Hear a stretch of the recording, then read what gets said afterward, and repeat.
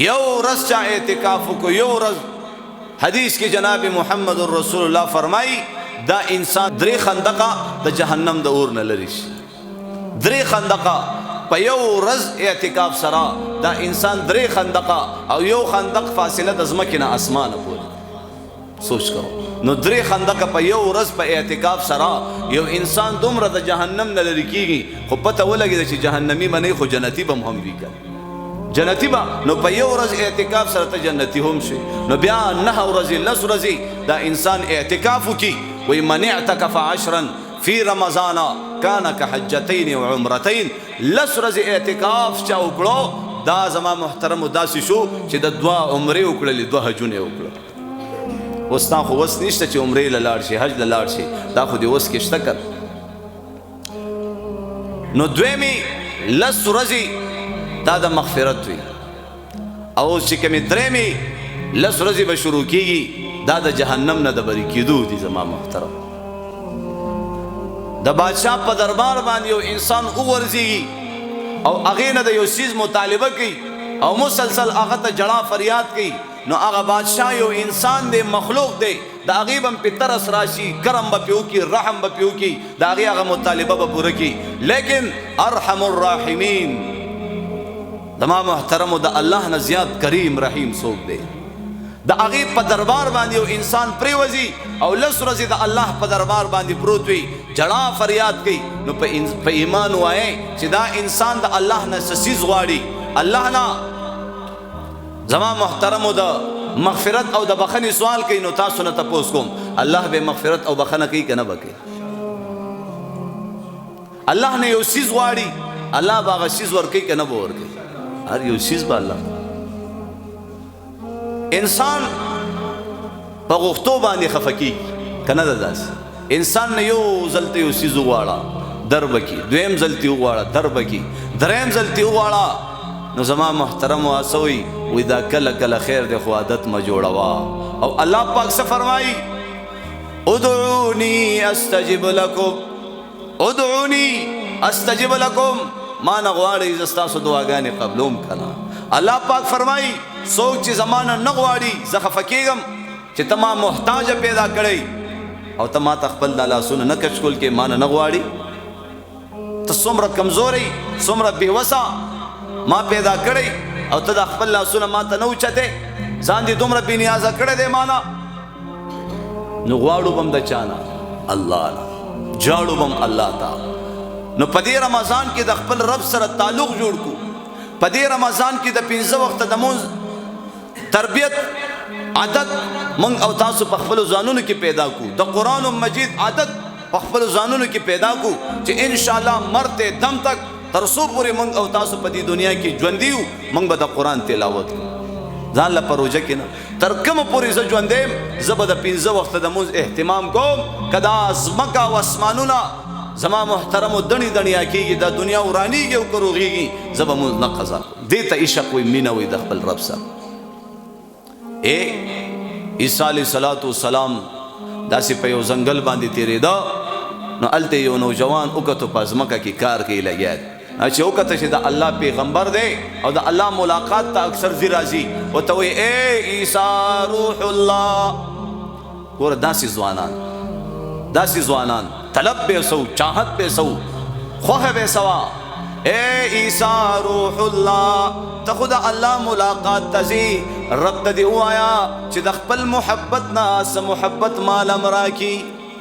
د هغې مطالبه دا د خپل محبت نه څه محبت مال راکړي. نو عیسی علیه صلات وسلام چې کله د الله سره ملاقات وشو الله ته دا خبره وړاندې کا چې الله ستا یو فلانکي بنده ما ته د دې خبرې درخواست کړی دی چې الله د خپل محبت نه څه محبت مال راکړي. الله ورته فرمایي که موږ د خپل محبت نه ورته محبت ورکو نو هغه به هیره شي ختم بشي او به سوځي. وی الله هغې ډېره مطالبه ډېر خواهش کړی دی یا الله خیر دی یوه ذره وی ختم بشي او به سوځي. د الله پیار د الله محبت وی یا الله د ذرو یوه ذره وی خزور مې کړه د ذرو یوه ذره د نور کې زما محترمو دا داسې انسان ورته ناست او داسې دا واړه واړه ذرات په دې نور کې په دې سوري کې ښکاري داسې د اسمان د طرف نه، نو دا معمولی شان دا ذره الله وایي ما د خپلې مینې نه دې نوجوان ته مینه ورکړه. نو عیسی علیه السلام چې راغی خپل دعوت او تبلیغ محنت کې ولګېده، ډېر وخت بعد په هغه لار راتېرېږي چې په کومه ځمکه باندې دغه نوجوان یې کتلی دی، نو هغه نوجوان په هغه ځمکه باندې ښکاره نه شو. چانې تپوس وکړو چې هغه نوجوان ویل چې خو مینټل شوی دی، اخو دماغو کار پرېښی دی. وی هغه څنګه؟ وی هغه ځنګل کې دی، وی هغه ځمکې کاروبار هر څه ترې نه پاتې دي، بس هلته هغه ځنګل کې ولاړ دی او بر اسمان طرف ته ګوري. هغه ځنګل کې ولاړ دی، صرف بس داسې بر اسمان ته ګوري. عیسی علیه السلام ځنګل ته لاړی، هغه نوجوان را پیدا کو، نوجوان بس داسې ګوري اسمان ته. زما محترم عیسی علیه السلام سلام واچولو، هغې سلام جواب ورنکړو. عیسی علیه السلام بار بار ورته وایي زه عیسی علیه السلام یم، زه د الله پیغمبر یم، هغه د طرف ته نه ګوري. ناګهاني आवाज راغی، الله پاک ورته فرمایي چاته چې موږ د خپلې مینې نه مینه ورکو بې بل طرف ته نه ګوري، چاته چې د خپلې مینې نه موږ مینه ورکو هغه بل طرف ته نه ګوري، ځان مه ستړی کوه. زما محترمو موږ عاشقان نه یو، موږ عاشقان نه یو ځکه خو مونځ قضا کېږي، موږ عاشقان نه یو ځکه خو قرآن تلاوت پاتې کېږي. وایي د رمضان په اولنۍ شپه الله رب العزت د رحمت په نظر باندې ټولې دنیا ته وګوري، نو د الله په دې نظر کې چې څومره خلک راغه الله د دې ټولو مغفرت او بخښنه وکړي. د الله د نظر نه صرف یو څو کسان بچ کېږي، محرومه کېږي چې هغه کینه کوي، هغه عادتي شرابي وي، د مور او پلار نافرمانه وي، هغه رشته ختمونکی. الله په دې رمضان کې د خپل نافرمانه بندگانو سره جوړ وکړي، صلح وکړي، جهنم نه وباسي، جنت کې داخل.